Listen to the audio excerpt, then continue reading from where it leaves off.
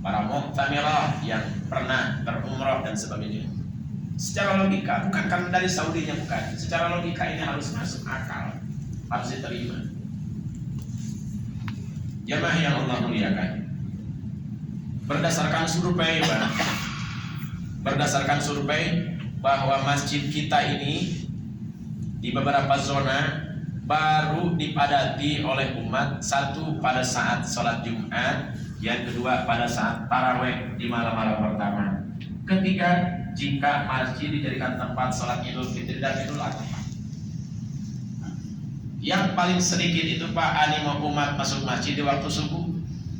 Benten sareng di hotel Rawat Masyair Ar-Raudhah. Jam sholat subuh pinuh Pak. Nah, mudah-mudahan tenaga kita dari tempat ini Pak mampu membawa masjid dan warga kita agar berlomba-lomba di waktu subuh untuk sholat subuh, insyaallah. Amin ya Allah ya Rabbal alamin. Ayo hadirkan energi positifnya, hadirkan semangatnya, semangat paginya, semangat anak mudanya, semangat jihad lillahnya, karena Rasul memanti kita untuk itu. Maghrib lumayan banyak, Isya rada kurang, subuh itu minus. Itu berdasar penelitian dari kita. Di sini beda Pak. Bahkan di sini Pak, zuhurnya juga sampai 2 gelombang, bahkan 3 gelombang pelaksanaan sholat. Luar biasa bagi kita yang tidak ke Masjidil Haram. Ini harus dipositifkan oleh kita. Betapa semangat kita terkoneksi dengan pesan-pesan langit, di antara yang ditebarkan oleh Maha Guru kita semuanya, uswah hasanah kita semuanya, para nabi dan rasul, dan yang terakhir Nabi Muhammad sallallahu alaihi wasallam. Allahumma shalli ala Muhammad. Jamaah yang Allah muliakan, lalu masih ada persoalan kita Pak. Jangan sampai menghambat fokus kita ke hajian. Tenang saja, insyaallah. Kita sedang berada pada posisi zona dan waktu hajian.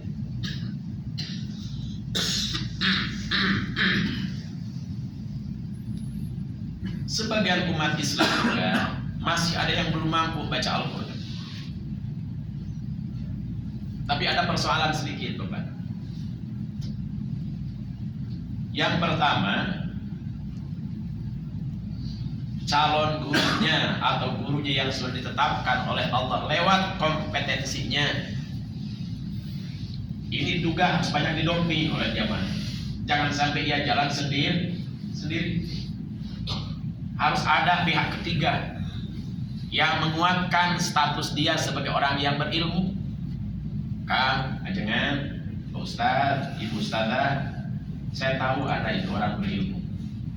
Saya juga paham. Nah, sekarang ini saya siap menjadi pendamping Anda dengan syarat harus istiqomah, ulah ceehan, ulah ipis bibir, ulah penungan. Jadilah guru yang tetap berkarakter lillah. Bismillah, saya tanggung jawab. Nah, itu harus ada yang begitu. Karena apa? Kita langsung saja ke pusatnya Pak. Rasul itu Nabi dan Rasul. Muhammad bin Abdullah itu Nabi dan Rasul. Allah yang bertanggung jawab, Jibril yang bertanggung jawab. Tapi ingat, tersebarnya ilmu Allah lewat Rasul itu bukan karena semata-mata ada Allahnya. Dan Allah Maha Mampu tanpa Rasul juga. Allah ingin mengislamkan seluruh planet dunia dari awal sampai selesai tanpa harus ada Rasul. Allah mampu, Maha Mampu. Tapi ingat, tersebar pesannya agama Allah lewat Rasul itu ada orang-orang pendakwah, istrinya yang setia sampai habis hartanya Pak dipakai dakwah jihad Rasul. Begitu menjelang Ibu Khadijah Al-Kubra wafat Pak, sampai bingung harus ditutup oleh apa ini jenazah ibunda tercintai. Allahu Akbar. Padahal sepenggal sejarah mengatakan Ibu Khadijah sebelum nikah dengan Kanjeng Nabi itu harta yang terbanyak sejazirah Arab. Terbanyak sejazirah Arab. Sampai dipakai biaya mobilisasi, transportasi, konsumsi, jihad Rasul. Yang diminta oleh Ibu Khadijah apa? Ridho Allah dan ridho suaminya. Kemudian di sekitar Rasul ada orang-orang kaya, ada orang-orang kuat. Makanya ada 10 ahli surga. Ternyata apa yang 9 itu konglomerat.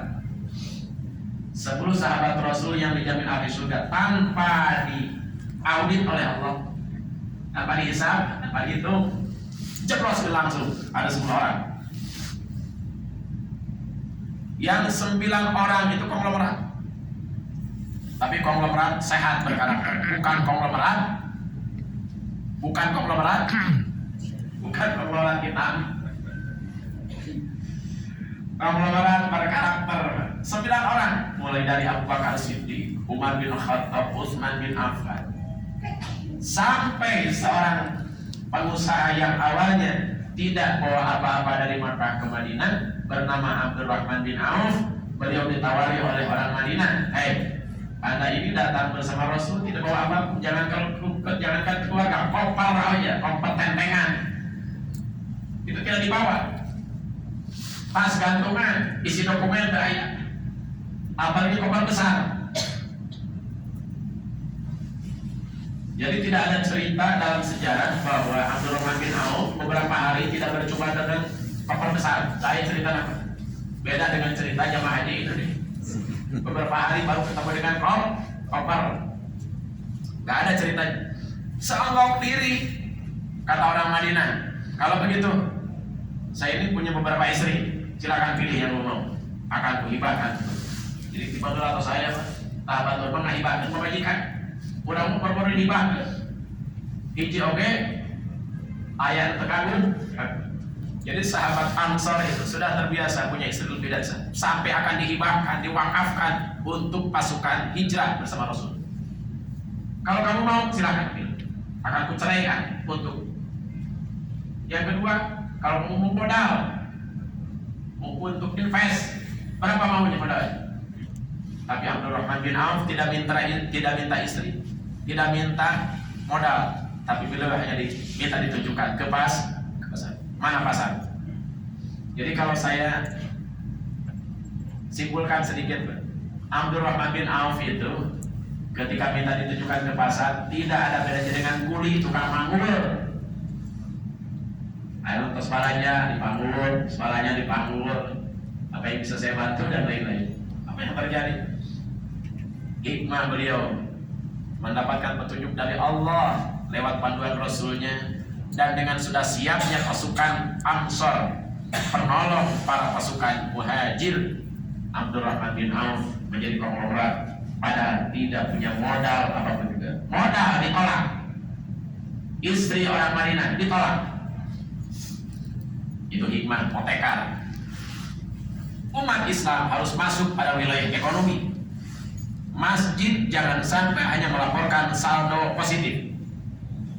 Sebelum Jumatan, Bapak dan Ibu kami laporkan atas nama DKM, saldo sampai hari kemarin tercatat 15.719.475 rupiah tunai di bank sekian, di bank anu sekian, di rekening anu sekian. Saya katakan jangan hanya melaporkan saldo positif saja, tapi coba sekali-kali laporkan Bapak dan Ibu jamaah Jumat, wakaf, infak, sedekah dari Bapak dan Ibu, baik rutin tiap Jumat atau rutin tiap subuh dan seterusnya, baik itu dilakukan